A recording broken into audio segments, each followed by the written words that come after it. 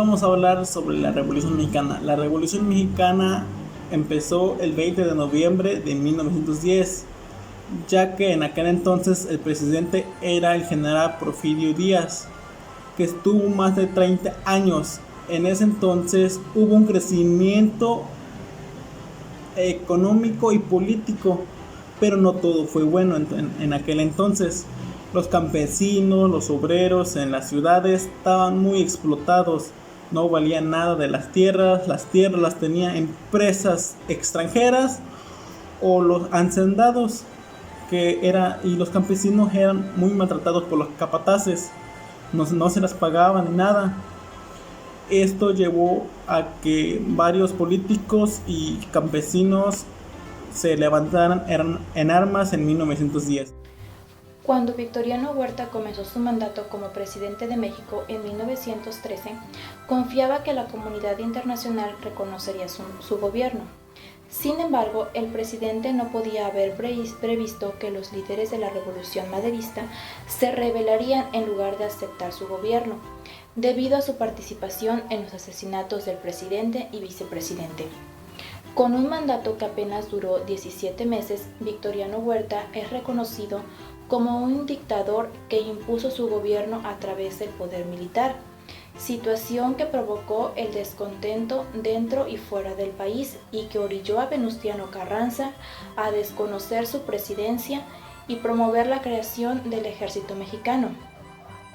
Fue el 19 de febrero de 1913 cuando el gobierno de Coahuila, Venustiano Carranza, convocó al pueblo a derrocar a Huerta y recibió la facultad de crear una fuerza armada para restaurar el orden constitucional, motivo por el cual en esta fecha se celebra la creación para restablecer la paz. A través del decreto de 1421, el Congreso de Coahuila le dio facultades extraordinarias a Carranza para armarse y devolver el orden a la nación. Tras concluir la docena trágica, a los 10 días en los que fue desaparecido el presidente Francisco I. Madero y el vicepresidente José María Pino Suárez, quienes fueron asesinados, Huerta, llamado por sus adversarios el usurpador, intentó mantener la presidencia del país, implantando un gobierno militar a través del nombramiento de altos mandos del ejército, inclusive al frente de los gobiernos estatales y como senadores y diputados federales. Victoriano Huerta, amigo cercano de Porfirio Díaz, nunca contó con el reconocimiento de Estados Unidos porque consiguió la presidencia luego de traicionar a Francisco I. Madero y consumar el golpe de Estado. Luego de varios incidentes provocados por Estados Unidos y los levantamientos armados en diversos puntos del país, Huerta decidió renunciar a la presidencia el 15 de junio de 1914.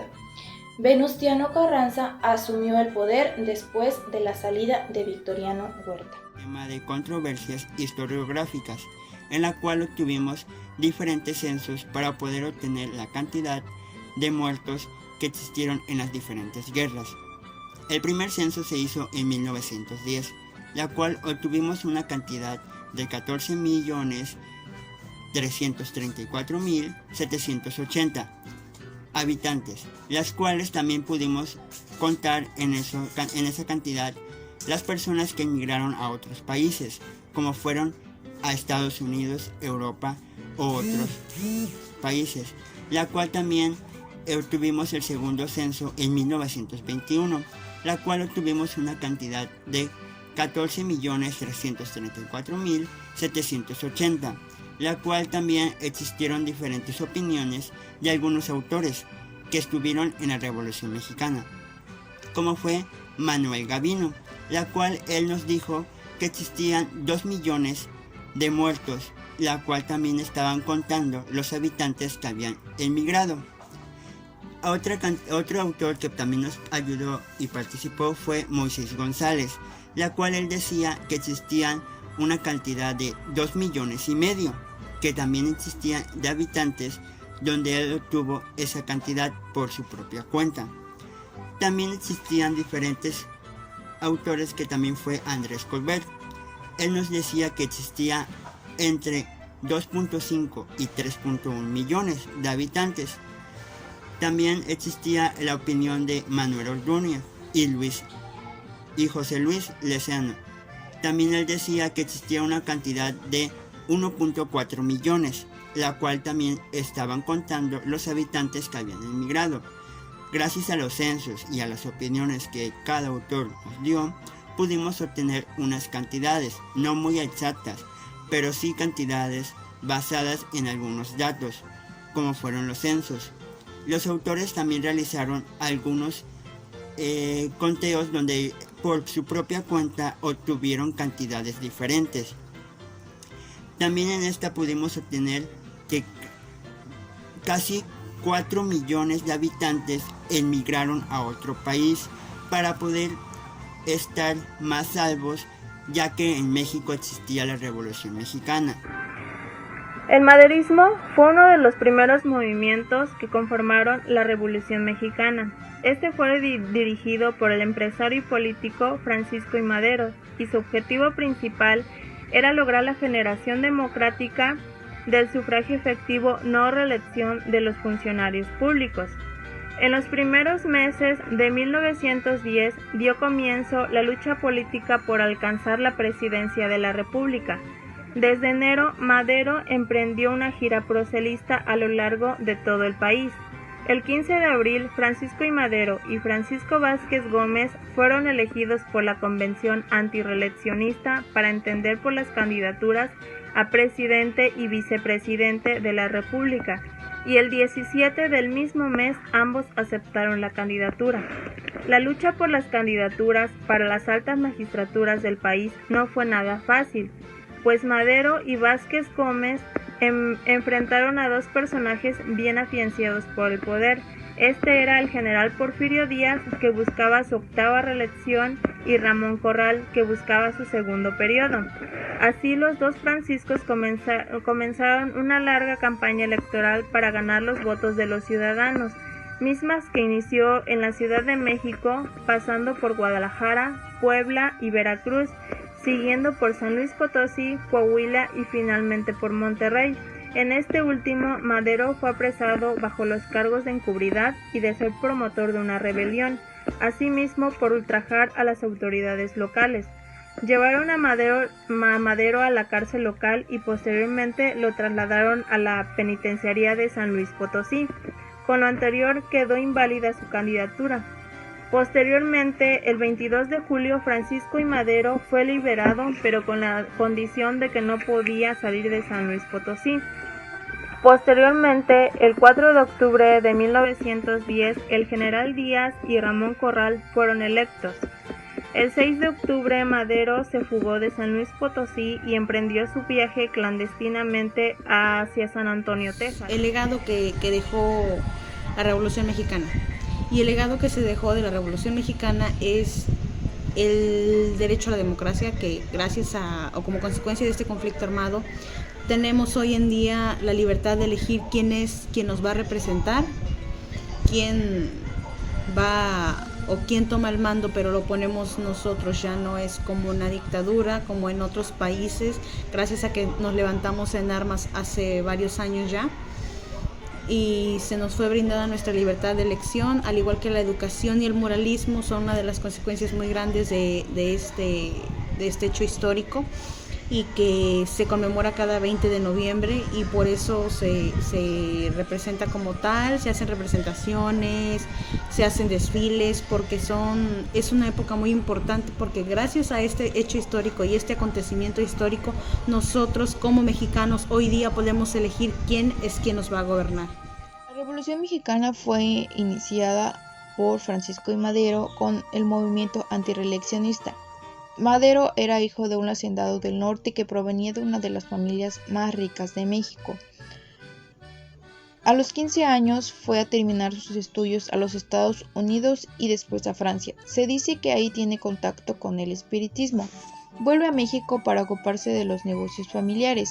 Era filántropo, tenía interés en los negocios y en favorecer a las personas que trabajaban con él y los hijos de estas personas. Practicaba la homeopatía, era una persona buena, una persona disciplinada, con buenas intenciones, culto y además le gustaba leer. Fue uno de los prominentes ideólogos y líderes de la Revolución Mexicana, logrando derrocar con éxito al dictador Porfirio Díaz y unificar temporalmente varias fuerzas democráticas y antiporfiristas. Resultó electo presidente de México en las elecciones democráticas de la historia del país, gobernando así entre 1911 y 1913. Su lema de campaña fue sufragio efectivo a la no reelección. La revolución se dividió en diferentes movimientos. Finalmente, la decena trágica del 9 al 19 de febrero de 1913, que se sustenta con la traición de Victoriano Huerta por influencias del gobierno estadounidense a través del embajador Henry Lane Wilson. Al final de este pasaje, y para justificar su golpe de estado, conocido en la historiografía nacional como la decena trágica, el apodado apóstol de la democracia, la noche del 22 de febrero fue mandado y trasladado junto con Pino Suárez a la penitenciaría del Distrito Federal, donde finalmente fueron asesinados. Sobre la Revolución Mexicana en la cultura. Se dice que en los ejércitos villanistas se lanzaban en el ataque en torno a las canciones populares en la época. También se dice que bastaba con el general Francisco Villa. Levantaron los tres dedos para que una de las bandas de guerra, su división del norte, comenzara a tocar una canción favorita, Las Tres Pelonas. Así de importancia era la música en los tiempos de la Revolución Mexicana. La Revolución Mexicana también fue un género que surgió y que resplandece gracias a este movimiento que es un corrido. Las bandas de guerra y compositores creaban canciones para entrenar a los ejércitos, en los cuales contaban historias épicas de la batalla. Este género se tradició y también se cuenta con escuelas que era de la manera de enseñanza en la historia del país. Hoy en día los corridos siguen siendo parte de nuestra cultura. La Revolución Constitucionalista es el movimiento que cristalizó el ejército constitucionalista, que logró derrotar a Victoriano Huerta y proclamar una nueva Constitución mexicana, que fue la más avanzada en su época, por incorporar por primera vez los derechos sociales, el Plan de Guadalupe en marzo del 26 de 1913. El objetivo de la Revolución Constitucionalista. Como primer jefe de la Revolución Constitucionalista, Venustiano Carranza le dio el orden a la lucha con objetivos políticos muy claros: derrotar a Huerta y restaurar el orden constitucional. Con el transcurso de las semanas, la revolución fue incorporando al movimiento las demandas socioeconómicas que buscaba el movimiento constitucionalista. En su primera etapa, en marzo de 1913 a agosto de 1914, el movimiento constitucionalista se encaminó fundamentalmente hacia la obtención del control político del país mediante la lucha armada en contra del ejército federal, su mismo gobierno, al Huerta. La fase constitucional se ha resultado la que se consideró la segunda etapa de la Revolución Mexicana. La etapa constitucionalista se desarrolló entre los años 1913 y 1917. En este periodo resaltó como personaje principal a Venustiano Carranza, a quien se unieron otros líderes de la revolución. ¿Quién encabezó la Revolución Constitucionalista? El movimiento constitucionalista fue la segunda etapa entre 1913 y 1919. La Revolución Mexicana, dirigida por Venustiano Carranza y Pablo González Garza, entre otros más. ¿Cómo se dio la derrota de Victoriano Huerta? El 23 de junio de 1914, lugar de toma de Zacatecas, batalla conmemorable de la Revolución Mexicana, cuando la División del Norte, bajo el orden de Francisco Villa, propuso una derrota categórica a las tropas de usurpador Victoriano Huerta, triunfo que despejó el camino para los revolucionarios. No se tiene un número exacto de la cantidad de muertos que hubo durante la Revolución Mexicana. La mayoría de las fuentes apunta que entre 1 millón y 3 millones de personas murieron durante esta etapa de la historia. Estas cifras se basan en el estado proporcionado, donde hubo un censo realizado en el país en los años de 1910 y 1921. En el censo de 1910 arrojó la cantidad de 15.160.369 personas, mientras que en 1921 la cantidad fue de 14.334.780 personas. Esta diferencia aproximada es de 1 millón, en la que se ha tomado como la cantidad de muertos ocasionada por el conflicto armado, aunque esta cifra no está conformada por la gente que murió en combate totalmente. También disminuyó la natalidad en la inmigración del país a Estados Unidos, Guatemala, Cuba y otros países. También así como los muertos debidos a las pandemias desatadas en 1918, como la gripe española, la cual se asegura llegó a causar la muerte de 450.000 personas. Los estudios demográficos que se realizaron posteriormente sobre el tema subieron la cifra de muertos. De esta manera, Manuel Gamió sostendría que hubo 2 millones de muertos, mientras que Gilberto Loyo, padre de la demografía mexicana, elevó los números a 2,5 millones de muertos.